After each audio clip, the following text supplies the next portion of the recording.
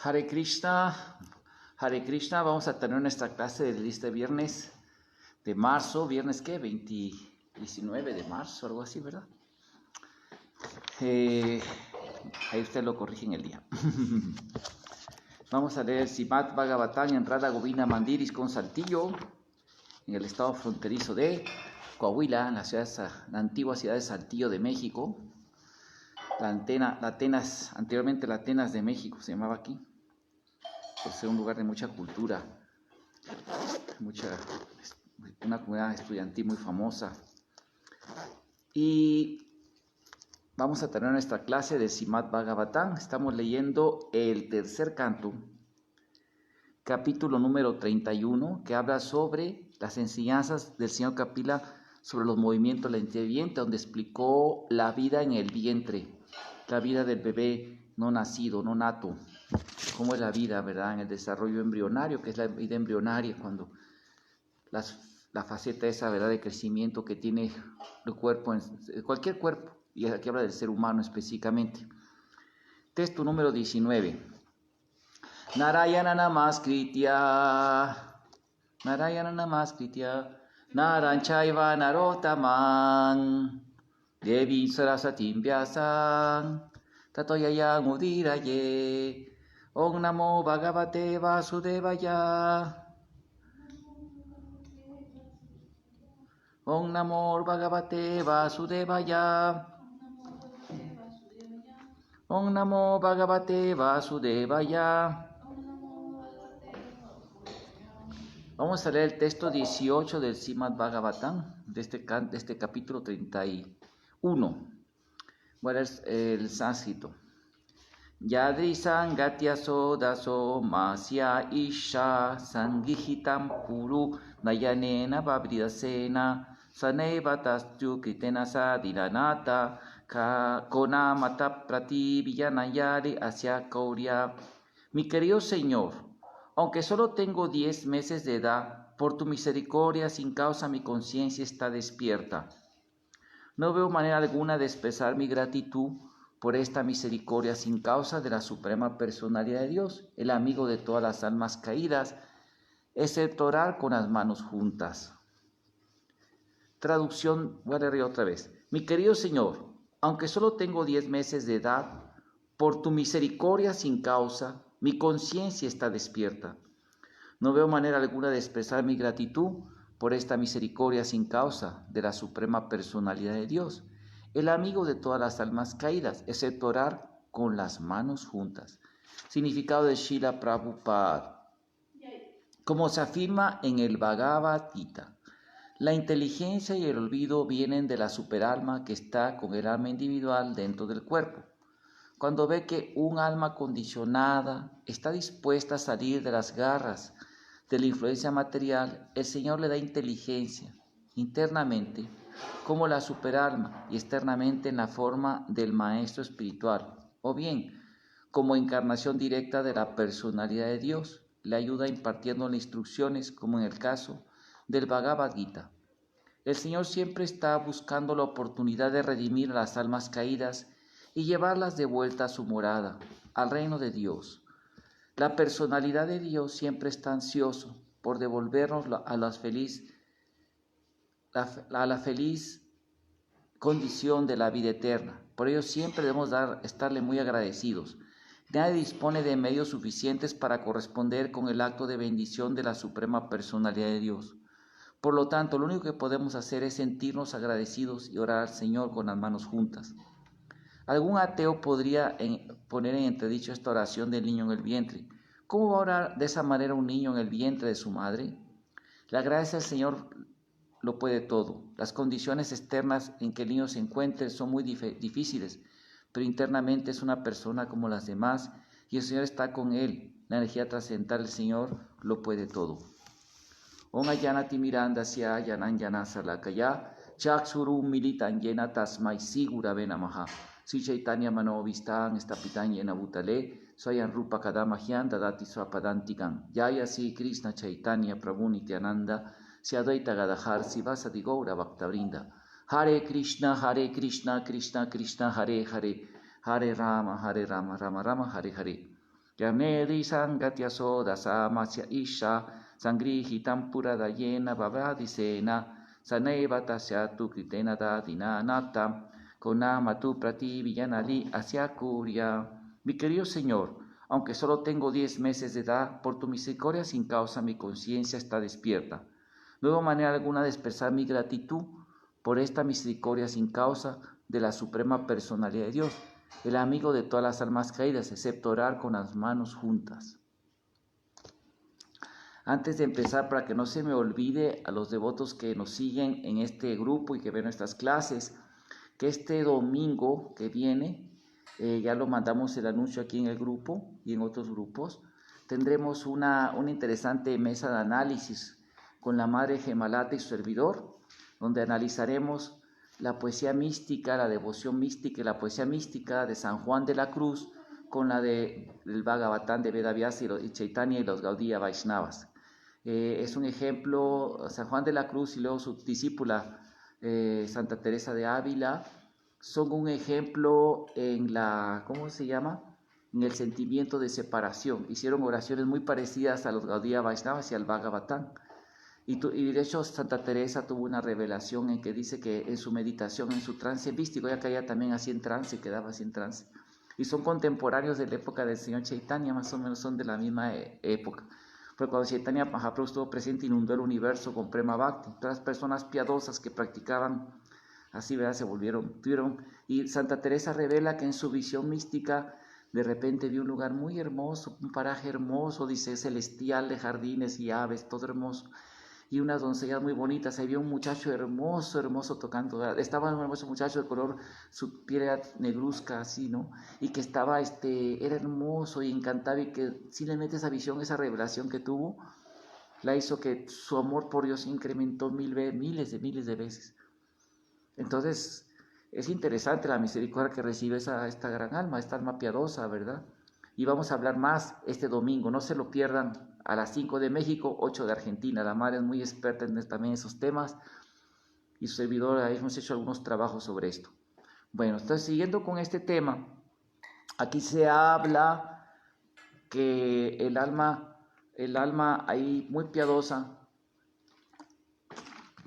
estando en el cuerpo, ¿verdad? En esa etapa del cuerpo humano, de la vida humana, que es la etapa embrionaria antes de salir del vientre de la madre, a todo lo que sufre y todo eso. Y ayer tuvimos una clase, ¿verdad?, que habló sobre toda la cuestión de conciencia, la clase que dio Radhacita Devi Dasi ayer. Entonces, es interesante todo esto, porque esto viene a demostrar lo perfecto y la autoridad perfecta de la escritura, el Bhagavatán y las escrituras védicas. Hay otro texto que se llama el Garbo Upanishad, que es otro Upanishad donde escribe también todo detalladamente la vida del bebé, de cómo pasa, ¿verdad?, el niño o el alma en el cuerpo humano en el vientre. Y hay murales en India, ahorita no me acuerdo exactamente, pero ahí lo tengo porque estoy en un foro de académicos que investigan esto en India, de que hay unos relieves donde sacan los espermatozoides, que eso solo se ven con microscopios. Y aquí el Bhagavatam es que como cana retazá, una partícula del semen, ¿verdad? Ahí viene el alma en ese, que es el esperma, que está vivo. Cuando yo estudiaba la carrera técnica de laboratorista clínico, en la preparatoria, en el bachillerato, hacíamos análisis de esperma, ¿no? Y veíamos cómo estaban los espermas, son vivitos, son toda la vida, porque va las almas, como dice el Bhagavatam. Es conocimiento perfecto, o sea, sin error, sin engaño, sin imperfección. Entonces, este conocimiento, esa es la validez de las escrituras sagradas védicas. Sutis miti purana di pancharatra vijivina ahatuke harer bhakti upataye karpate. Dice en Nada Pancharatra, lo cita Rupa Goswami en el Bhakti Rasamrita Sindhu. Rupa Goswami compuso el Bhakti Rasamrita y lo escuchó y lo sistematizó y puso evidencias sástricas de acuerdo a un erudito Vaishnava, Gaudiya Vaishnava del templo Radha Ramanan. Es un erudito muy erudito, Sivaksa Goswami. Él explica que en ese tiempo en que estaba aquí Rupa Goswami, Sanatan Goswami, no había biblioteca ni en Mathura, y tantos versos que citaron de memoria eran evidencias, porque el sistema védico es que la gente aprendía de memoria los shastras, se los aprendían desde niños, Hay gente que recita todo el Mahabharata completo, recitan los Rig Veda completo, los 4 Vedas, todo con el acento perfecto. Es lo que más perseveró los textos sagrados. Y es interesante que ese verso en Nara Pancharatra dice, ¿no? Que Sutris Miti Puranadi Pancharatra Vijim Vinay Akatujer Jareba Upate Kalpate. Que el servicio opcional que se manifiesta como muy lleno de amor y devoción, muy motivado así, pero que no está de acuerdo, que viola las leyes del Suti, o sea, los Vedas y Upanishads, Brahmanas y todos estos, ¿verdad? ¿Sí? Los Upanishads, los Vedas están compuestos por himnos védicos, suktas, los Brahmanas, que son los comentarios a los signos védicos, los Aranyaka, los textos para los renunciantes, ¿cómo se llama esto? Y los Upanishads, son las secciones de los Vedas, y la tiración Karma Kanda, Jnana Kanda, Upasana Kanda, ¿verdad? Y ahí viene ya referencia al Bhakti. Y hay más de 108 Upanishads oficiales en los 4 Vedas.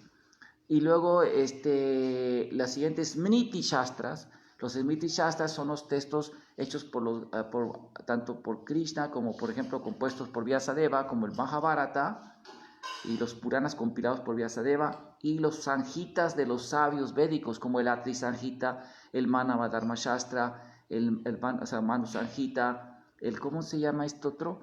El Parasara Sanjita, el Atri Smriti, el Stamba Dharma Sutra, el Gautama Smriti, el Vasista Dharma, son Smriti, son los Dharma Shastra, los textos de qué es el Dharma y qué no es el Dharma. Y luego también está el Mahabharata, también es Dharma Shastra, que es un itihasa, una épica. Una épica es una narrativa heroica, ¿verdad? Las épicas, así como las épicas del cantar de Roldán, ¿no? Le canción de Roldán, ¿no? En francés, o el Seifril Nebilungo Saga, ¿no? La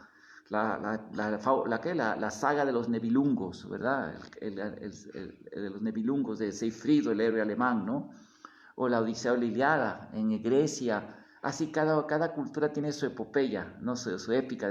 Y en la India las epopeyas originales son Mahabharata y Ramayana, o sea, la épica, ¿verdad?, hermosa del señor Ram, será el señor Ram, y Mahabharata, que es la épica de los Pándavas con Krishna, pero especialmente los Pándavas, y es Dharma Sutra. El Mahabharata tiene mucho.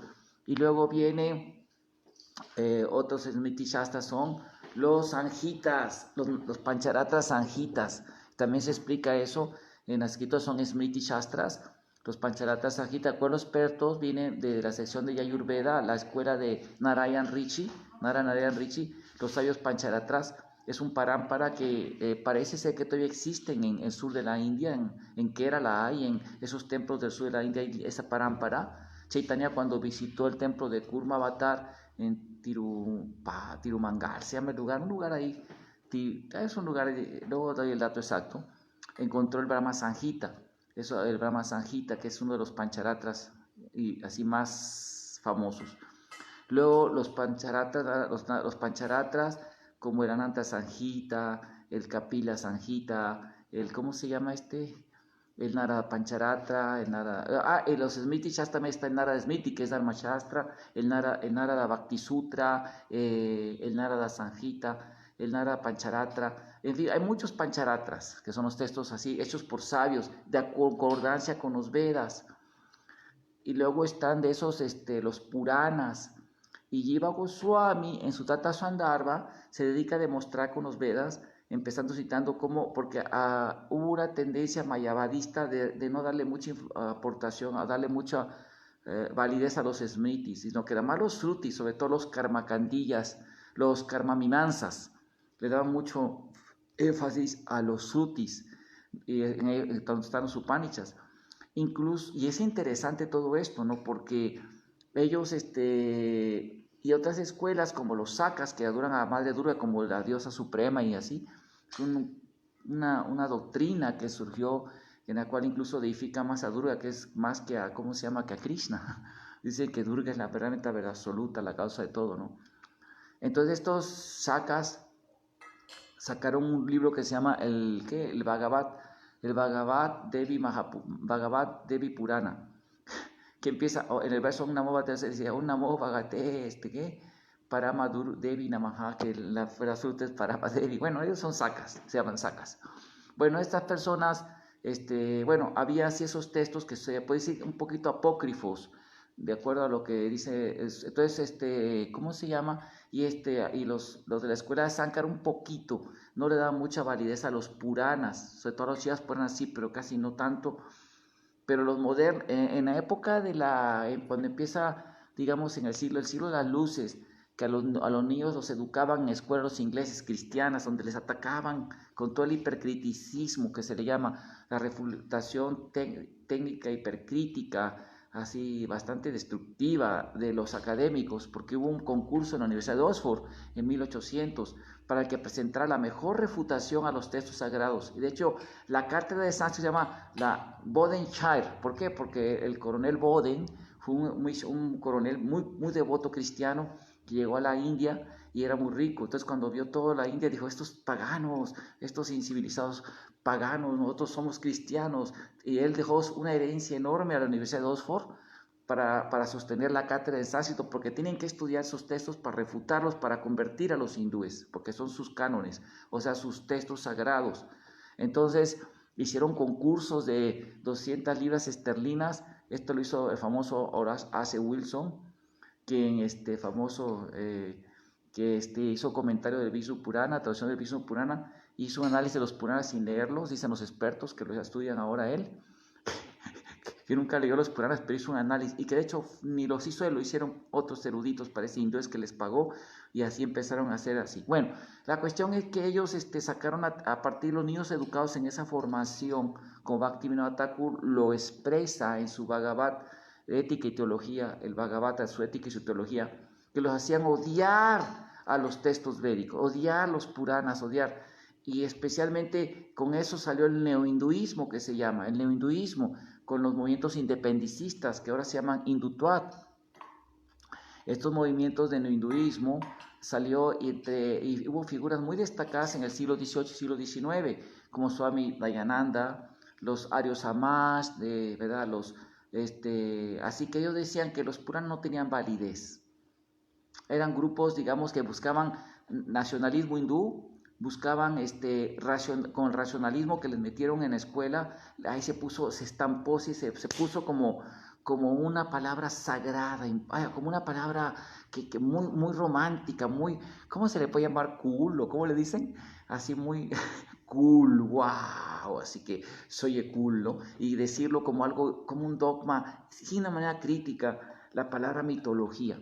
¿Por qué? Porque los cristianos cuando toman el mundo europeo, que era grecorromano, que era un hinduismo europeo, o sea, como el hindú adoraban a los devas, eran las herencias de la cultura védica, de la cultura indoeuropea, o sea, que estaba allí. Entonces ellos a lo pagano significa campesino, porque cuando estaba el cristianismo en Roma se hizo como la religión oficial. A veces todavía los campesinos, ¿cómo se llama? Adoraban a los devas y las religiones anteriores al cristianismo, se le llaman pagano. Entonces a los paganos, todo eso, ¿no? Ellos, a la religión, el señor Pablo de Tarso, San Pablo de Tarso, ¿verdad? Tan santo era que primero masacraba a los cristianos, y luego se hizo cristiano, ¿no? Y empezó a masacrar verbalmente a las otras religiones paganas. Él llegó a Grecia a decir que eran falsos, demonios, es falso. Y como la palabra que se utilizaba en los griegos para sus relatos antiguos, de la antigüedad, el relato era mito, y mitología, un tratado sobre los mitos. O sea, mito significa relato arcaico, no como algo inexistente. Sí, no, o sea, entonces, bueno, como era lo que era griego de la historia arcaica o religión griega, de los dioses griegos, es mitología, ya tuvo sinónimo de falsedad, de no existencia, ¿sí me explico? Pero en griego no quiere decir mito, quiere decir un relato arcaico, antiguo. Bueno, entonces esa palabra la estamparon a todas las religiones que no fueran la judeocristiana, ¿no? ¿Y por qué? Porque según esto ellos, los cristianos, y acá mitología y los mitos, todo eso, falso, porque había cosas supernaturales. Por ejemplo, vamos a poner un ejemplo, el famoso en el folclore europeo alemán, el cuento de Pinocho, ¿verdad? Todos han escuchado el cuento de Pinocho, ¿no? Que el niño, Gepetto no tenía hijos, vivía solo, no estaba soltero, ¿verdad? No era viudo, y quería un niño. Entonces un día una hada madrina apareció y de una madera le dijo, toma esta madera, creo que le cayó un rayo, ¿no? A un árbol que le cayó un rayo. Fíjense qué interesante la historia, me la corregirán si me equivoco, no soy experto en folclore europeo y ya tiene tanto que no he escuchado los cuentos de Pinocho. Bueno, entonces el rayo, y en la cultura védica cuando le cae un rayo a un árbol, de ahí se sacan también las murtis de madera, ¿sabían eso? Bueno, entonces también así sucede que al niño hace la figura de Pinocho y el hada madrina le da vida, le infunde con vida, ¿no? Entonces, en el cuento de Pinocho, vemos que Pinocho con Gepetto es tragado por una ballena y llevado en el mar. En la Biblia también se dice lo mismo. Para el cristiano, eso es mitología, pero en cambio en tu Biblia dice ahí, ¿verdad? En el Antiguo Testamento, en el Talmud, en el Antiguo Testamento dice que también a Jonás, un héroe bíblico, una persona que era muy santa, para salvarse, él se lo llevó una ballena bajo el agua como submarino. Se llaman a los apologetas, los que defienden con la ciencia y con la razón la fe cristiana, dicen que es posible sobrevivir dentro de una ballena. Pero el punto aquí es este, ¿no? Pero, o sea, también otras culturas tienen la misma historia. O, por ejemplo, ellos se burlan mucho si oyen... Les voy a contar una historia védica para que vamos a comparar. La historia de Gokarna. ¿Han escuchado la historia de Gokarna? Bueno, Gokarna fue un niño brahmana muy santo y surgió porque sus padres eran unos brahmanas, una pareja brahmana, pero la mamá no era muy casta, era así muy mundana, haciendo pecados, adúltera, cosas así. Y su papá también era muy gratificado, tenía dinero y no estaba muy, pero no tenían hijos. Y en la escritura dice que una mujer, un hombre que no tienen hijos es por las actividades pasadas pecaminosas, que mataron a su hijo en el vientre, cosas así, en esta vida no tienen hijos. Hay muchas causas por actos pecaminosos. Entonces no tenían hijos ni hijas y estaban muy tristes por eso. Entonces este sabio fue con un sabio y le pidió que le diera entonces el sabio con una fruta especial y con poder místico le embutió y dice que tu esposa tome esto para que ella, ¿cómo se llama? Tenga un hijo.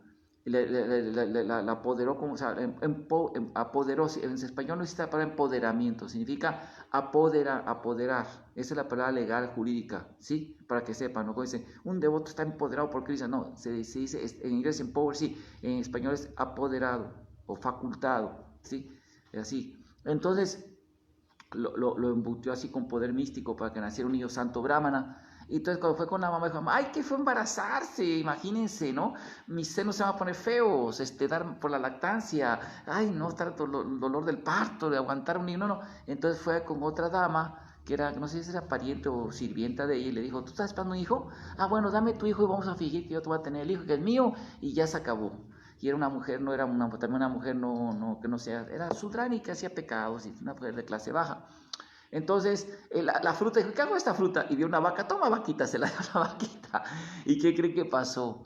Bueno, ya que la señora tuvo al hijo, le dio ahí al hijo, y acá y el hijo se volvió muy sanchimpino, o sea, bien pecaminoso, tomador, engañador, era malo, borracho, no nada brahmínico, sinvergüenza, pecaminoso, se intoxicaba, comía carne, andaba de mujeriego, o sea, típicamente peor que Shudra, un lechón así bien pesado. En cambio, la vaquita comió eso y ¿qué creen que le pasó a la vaquita? Tuvo un niño humano con orejitas de vaca. Ese es Gokarna, que aparece en algunos días, que era experto en las escrituras, era un brahman. Bueno, uno de estos señores se burlaría de eso, ¿no? Dice, ay, no, eso es mitología, ¿no? Porque es supernatural. Pero ellos sí creen, por ejemplo, en la burra de Balaam, o que el señor Chaitanya hizo cantar a los animales, Hare Krishna, es mitología. Pero ellos van a creer que la Biblia cuenta la historia de burra de Balaam. Que una vez estaba una burra y le dijo, muévete burra, le pegó Balaam, un héroe bíblico también, lo está empujando, y que le dice la burra, no mi señor, mira quién está enfrente, estaba un ángel. ¿Sí me explico?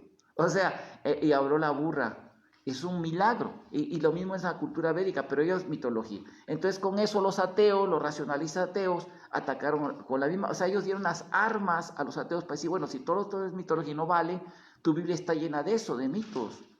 O por ejemplo el caso de personas que se metían al si para Maharaj no se quemó el fuego, hay casos en la Biblia también de héroes bíblicos que se metieron al fuego y eran muy devotos y no se quemaron.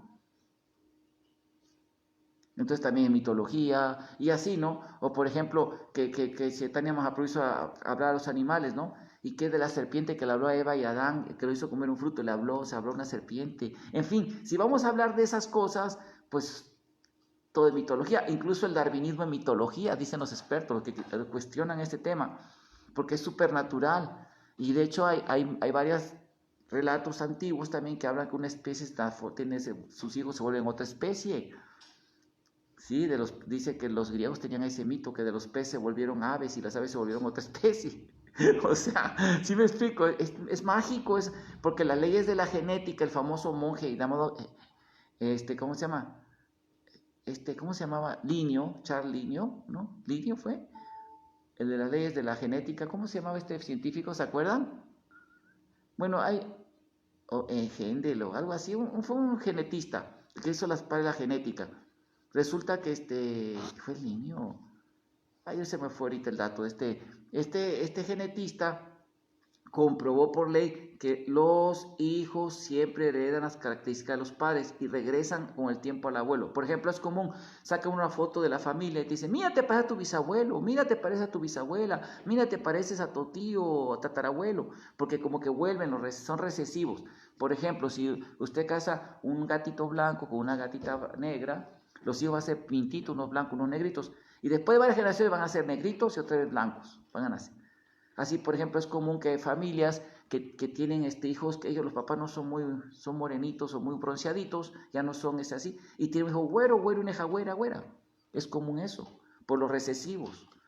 Son los recesivos, se llaman los genes recesivos, uno siempre regresa, y la especie de da origen a otra especie, es lo que está comprobado por la ciencia dura, ¿no? Entonces, eso de que una vez una hadita, ¿verdad?, agarró, que se llamaba la nada, bostezó y echó una saliva que cayó en la tierra y ¡pum!, de repente apareció una célula viva, y esa celulita tuvo muchas células, y luego, ¿verdad?, de repente salió uno, se hizo renacuajo, y la pareja renacuajo un día tuvo un hijo, un pez, y la pareja de pez un día tuvo, ¿cómo se llama?, un hijo, ¿cómo le llaman?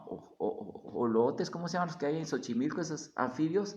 Uno de esos que era y un olote se hizo ranita, y la ranita tuvo un hijo lagarto, y el lagarto tuvo un hijo pajarito, o sea, y hubo divorcios, porque el papá dijo, este no es mi hijo, mira, es otro ser, se separó la familia, ¿verdad? Y luego los lagartos tuvieron, un pajarito tuvo un hijo conejo, y el conejo tuvo un hijo caballo, y la pareja, caballos tuvieron un hijo, ¿qué? Del caballo nació no sé quién, ¿no? Uno y otro tuvo un hijo mono y un hijo caballo, y la mamá mona un día tuvo un hijo, un Hanuman, un homínido, hombre mono, y luego los hombres tuvieron un hijo humano, nosotros, y Chihuahua, ¿no? Pero un día pero es que todo eso ha tocado por una hadita traviesa que tocaba a los animalitos y los convertía en otra especie, que se llamaba la hadita evolución. Pero un día se le cayó la varita mágica, se le perdió, un duende le robó la varita mágica, ¿verdad? Le robó la varita mágica a la hadita evolución, y ya no tocó a las parejas, entonces ya no tuvieron hijos iguales, entonces se acabó la evolución, y vivimos el mundo que vivimos ahorita, que nadie observa que se cambie una especie a otra. ¿Cómo ven? Y el registro fósil de los fósiles también prueba que no cambió, ninguna especie ha cambiado. Es lo que se llama eslabones, pero no ha cambiado. Y se encuentran de repente, porque de acuerdo a las estrictas leyes exactas, las leyes exactas como las matemáticas, establecen que una teoría, para que sea comprobada, es una posibilidad cuando sucede una vez, como una prueba cuando sucede continuamente, y una aprobación cuando sucede en cada lugar, en cada momento, y que no haya ningún solo caso en que no suceda. Es una ley, una aprobación. Entonces, si se dice, por ejemplo, si encontramos un solo caso en que no se cumpla ese teorema, se tiene que desechar. Se tiene como falsear, se hace falsa.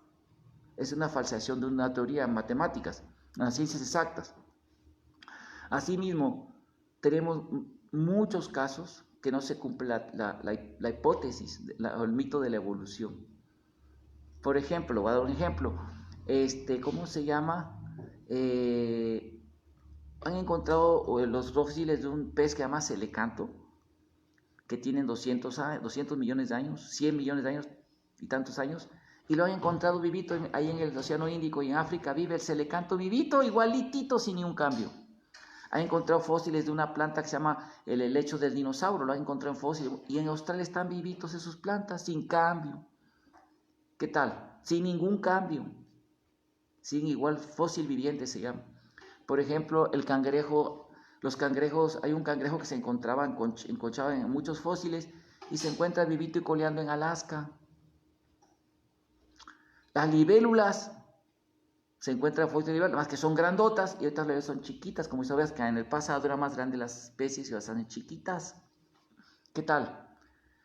Los cocodrilos. Se han encontrado de 100 millones de cocodrilos. Claro, son más grandes, 14 metros, de 14 para arriba. Ahorita hay de 14 metros en Asia, el más grande. 10, 14 metros en India, ¿verdad? Cocodrilo de ese tipo. Y igualito, sin ningún cambio. Los, ¿cómo se llama? Los Chevron-Train, que son un antílope chiquito que le gusta bucear, que lo han encontrado en fósiles de más de no sé cuántos millones de años, 20, 30 millones de años, y está igualito sin ningún cambio.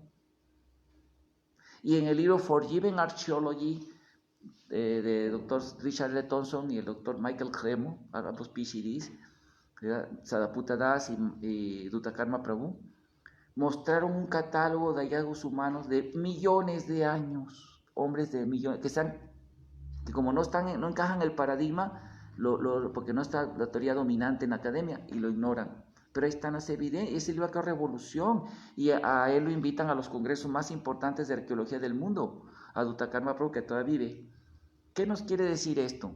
Que si fueras, y además en el ámbar, hay un museo en Alemania del ámbar, las huellas del ámbar. El ámbar es la savia de los árboles de más de 100 millones de años, que ya que era así, las gotas de ámbar se han creado así, lo que es se hace mineralizado, se han fosilizado. Y adentro hay un montón de especies que están igualitas de ahorita, de arañas, igualitas sin cambio, mosquitos sin cambio, tiburones igualitos, no hay mucha diferencia, no cambian. Entonces, si con un solo caso debe realizarse una teoría, imagínense, hay un montón de casos que no se cumple la teoría evolutiva. Por eso se dice en teoría. En teoría es esto, en teoría, o sea, pero eso es una hipótesis muy difícil, no. Que deja muchas lagunas. El mismo Darwin, muchos dicen, pero así como pasa como hay fanáticos de algunas religiones, fanáticos así que nunca han leído su texto sagrado, con muchas fanáticas del Bhagavad Gita, fanático del marxismo y nunca han leído el Capital, ¿no? Fanáticos así, nunca han estudiado, no. Así hay fanáticos de la evolución que nunca han leído el libro de la teoría evolutiva de Darwin y Alfred Russel Wallace, que son los autores, ni siquiera saben que es un coautor. Darwin es un coautor de esa teoría. Y ahí mismo hay un capítulo que dice objeciones a la teoría y habla todos los errores de la teoría. Por favor, o sea, pero no. Los fanáticos creen porque de niño le implantaron el mito. Lo digo yo fui un caso de esos. Mis padres se graduaron en el centenario, entraron a estudiar en el centenario de Darwin a la UNAM, la carrera de medicina, y había un gran honor, el darwinismo, wow, la verdad absoluta. Y a mí me educaron con ese cosmovisión, con ese mito cosmogónico. Y ya cuando Prabhupada dice que no está bien todo eso, me puso a pensar mucho y yo acepté lo que Prabhupada dijo. Y luego vi los estudios de los devotos, también otros estudios científicos, cómo refutan todo eso. Y sí, o sea, eso es. Y pues yo nací, y yo personalmente tuve que dejar de lado esas ideas, aunque fueron las ideas de mi cosmovisión desde niño, para aceptar lo que estudiar científicamente, todo lo que avala los Vedas. Porque uno tiene que desechar lo que es desfavorable, está lo que es favorable, pero porque hay evidencia de eso. Porque un momento, si eso fuera verdad, pues se reinterpretan los Vedas, se acabó. Así hace muchas religiones, ¿no? Hay religiones que apoyan el darwinismo como su cosmovisión. Incluso tanto lo creen que hasta en su Biblia ponen los comentarios, es que así fue, de acuerdo, pero en realidad no han visto la crítica científica. Incluso esas personas reaccionan, porque es la filosofía que sus grandes jerarcas han creído. Y cuando ven las evidencias, aunque le digo, el Papa Ratzinger, en la enciclopedia católica que estuvo cuando él era el Papa, no está retirado, ahí dice que la teoría evolutiva, después leer el libro de Dutakarma Prabhu y dice, comenta en los comentarios de la enciclopedia, porque es un erudito, que sí que que puede ser falsa, aunque el reciente Papa es fanático de esa teoría. Entonces, es interesante, todo esto lo estoy diciendo para que ustedes se vayan creando, aparte que Darwin era un sacerdote anglicano, un religioso. Pero esto lo digo para que vean cómo toda sociedad tiene mitos, como Mercier, el famoso antropólogo de religiones, estudió muy bien todo eso, cómo toda cultura tiene su mito, o sea, toda hasta ahorita nadie tiene, científicamente cómo fue la creación, todo eso es algo que no se sabe. Entonces cada cultura tiene su mito. Entonces nosotros aceptamos lo que dicen los Vedas porque hay evidencias científicas como esto que era imposible que lo supieran los sabios védicos y aquí está. Lo mismo está de los infiernos, lo que es correcto e incorrecto, es dharma y no dharma, todo está en los textos sagrados. No tenemos que reinventar la rueda. Y si la Prabhupada nos ha dado todo ese conocimiento perfecto, ¿no? Todo eso.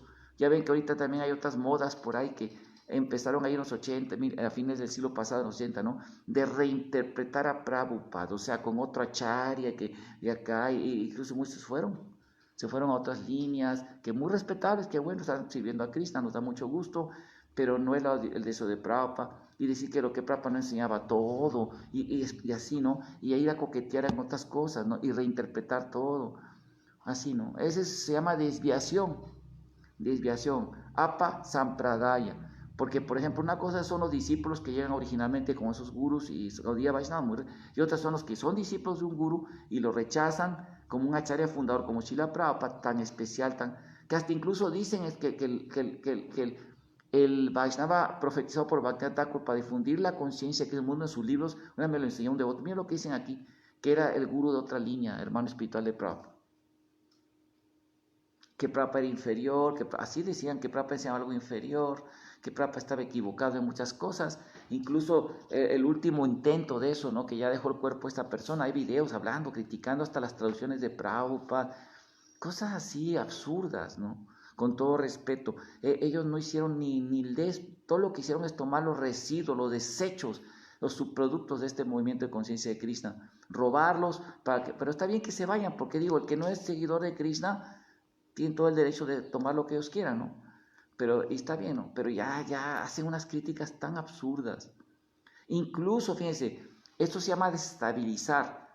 ¿Qué es desestabilizar? Por ejemplo, hay un matrimonio que vive, pues está bien la pareja, ¿verdad? Normal, vaya, que como todo, no siempre el matrimonio implica una lucha de acuerdos para servir, ¿no? Es un proyecto de mucha comprensión y paciencia y perdón y de ayuda mutua, ¿no? Entonces hay una familia estable trabajando, el devoto trabaja muy bien, hace su esfuerzo, da todo, provee también la esposa, son muy buenos devotos. Entonces, ¿cómo destabiliza una familia?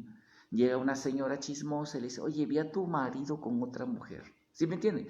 A poner en duda la lealtad. Y la mujer se pone toda acá, mira, ven, y mira, y empiezan así a meterle duda. Y claro que esto y puede ser algo casual, circunstancial, por ejemplo, que de repente va y ya lo conoce una amiga muy antigua, hola, ¿cómo estás? Y obviamente a veces en la ciudad mundana llegan las damas, yo lo he visto, ¿no? Y te abrazan y te dan un beso aquí, ¿no? Y uno no puede ser un grosero, ¿no? Quítate tú, bruja, yo soy brahmachari, yo soy brahmana, no me toques, yo soy santificado y purificado, inmaculado, o sea, uno tiene que ser un poco educado, mucho gusto, y te toman la foto, oye, mira, siéntate, ya tengo mucho, no te invito a tomar un refresco, platiquemos, y pues uno ni modo que dice que no, o sea, eso es muy común y no es algo que uno está haciendo una falta por hacer en la sociedad mundana, te sientas a platicar con Adam, te toman una foto.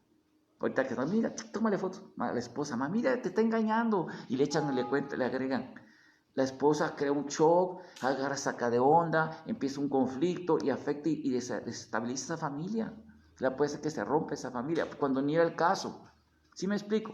Asimismo, por ejemplo, vimos estrategias abiertas de esos grupos que ponían algunas cartas en el pasado de Prabhupada que decían de cierto hermano espiritual, hablaba bien de ellos, ¿verdad? Sí, mi discípulo, mi hermano espiritual muy maravilloso, y ponían fotos de ella, de Prabhupada con esta persona, y ponían, por ejemplo, esas cartas así, y luego sacaban otras filosofías que no eran las de Prabhupada.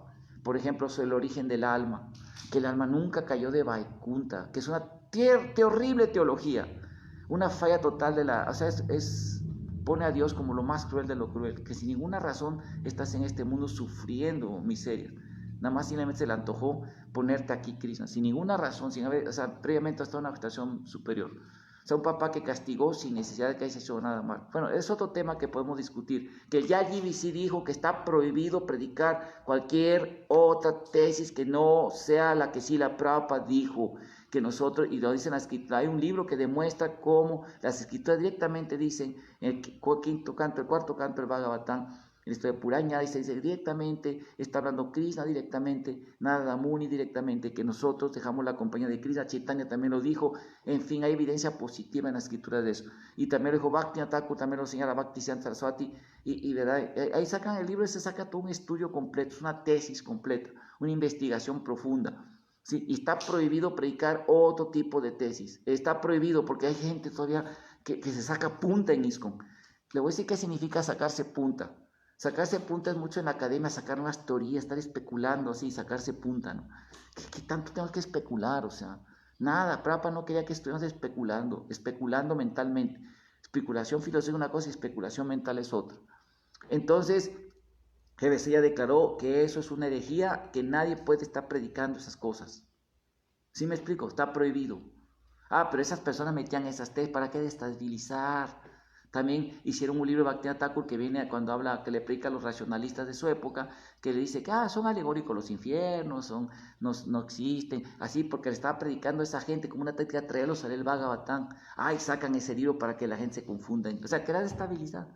También otros por ahí, no, ahora somos unas líneas nuevas, pseudo Vaishnava, no sé qué son grupos de Vaishnava, que son veganos.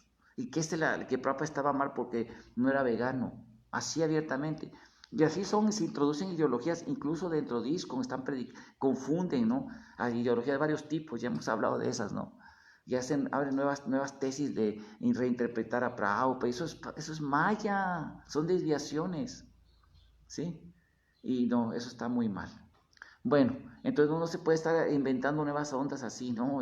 No, o sea, no, eso es mal, ¿verdad? Y claro, si unas personas llegan con cierto guru Vaishnava así y siguen su línea, es perfecto, pero la gente que fue iniciada por un guru y luego lo deja para irse a otras líneas o deja así la Prabhupada, esas personas pues están cometiendo aparat, dijo Prabhupada, reiniciarse con un guru así, ¿verdad? Si el gurú no ha caído, si el gurú es una persona santa, que una persona que sigue un gurú autorizado, y usted lo abandona y se toma otra iniciación, es una reiniciación, eso está bien desechado, pues se ha explicado en varias partes de las escrituras. El GBS escribió todo un artículo sobre eso también, una investigación de las escrituras sagradas que hablan por qué están desviados esos pasos. Si ya aceptas un gurú en una línea, tú debes seguir esa línea, eso es lo correcto. O sea, los que nuevos, esa gente que ahora que son discípulos de esos maestros espirituales que siguen allí, están bien, o sea, eso. Pero los que fueron iniciados por Prabhupada o otros gurús discípulos de Prabhupada auténticos y los dejaron para irse para allá, y su gurú siendo auténtico y se reiniciaron, han cometido un Vaishnava aparat, una gran ofensa a los Vaishnavas, un sacrilegio, y bueno, ya tendrán que dar cuentas a Krishna, no hay de otra. Es bien delicado todo eso. Bueno, vamos a parar aquí. Muchas gracias por su fina atención. Si alguien tiene alguna preguntita, puede preguntar aquí en los comentarios. Sí, si hago así. O dejen la pregunta y yo en el día les puedo contestar. Y quiero agradecerle mucha atención a todos los que nos ven, a la señorita Carmen, mucho gusto, buenos días, y a todos los que nos están viendo. A ver, quiero un comentario, a ver, dice aquí. Ajá, Chardown. Sí, sí, de hecho hay muchos científicos que son agnósticos, ni siquiera son religiosos, que refutan la teoría evolutiva. Hay varios científicos, ¿no? De hecho les llaman diseño inteligentistas o teóricos del diseño inteligente. Han sacado una nueva, por sus investigaciones, plantean de que el universo es producto de un ser inteligente, de que hay un ser inteligente detrás del universo y que no es posible que exista el universo sin hay un ser muy inteligente que creó se llama la complejidad reducible, o sea que hay diseños bien hechos, ¿no? Hay células que tienen un motorcito fuera de borda con engranes en su organismo biológico y muchos organismos así que muestran un diseño inteligente en todo, no es casual así, ¿no? Es hecho por un ser inteligente y que la teoría evolutiva fue diseñada precisamente para contraatacar el creacionismo bíblico y que ¿cómo se llama? Contraatacarlo. Y eso es lo que ellos decían, ¿no? Y ¿cómo se llama? Querían eliminar la influencia del poder de la iglesia medieval, el oscurantismo que tenía, entonces para que la gente no fuera movilizada o explotada como fue en época de la Edad Media. Pero ya pasó la Edad Media, o sea, ya estamos muy lejos de eso ahorita. Ninguna asociación religiosa es, ¿cómo se llama eso? Oscura. Bueno, la iglesia no, católica no, ni tampoco, yo creo que ninguna, ahorita hay pocas religiones oscurantistas, ¿no? Extremas, así, ¿no? No hay peligro de que ahora se investigue, o sea, realmente, como me decían mis maestros cuando estaba en la universidad, en la Facultad de Letras, aquí en ADC, que eso de la teoría evolutiva, ya, es una teoría, ¿verdad? Que tuvo su momento histórico, cultural, pero que no sirvió para un objetivo, pero que no está demostrado. Eso es muy sabido en los ámbitos académicos. En los mismos textos serios de especialización hablan de los problemas que tiene esa teoría. Es una teoría, o sea, y de hecho es un mito cosmogónico porque reemplaza una forma de ponerse de una manera omnisciente y simbólica para explicar las causas del hombre. Eso explican los expertos. Bueno, muchas gracias por su atención. Todas las glorias a Srila Prabhupada aquí, ya Radha Govinda Deva aquí, ya Prashanki ya, porque tengo muchas cosas que hacer.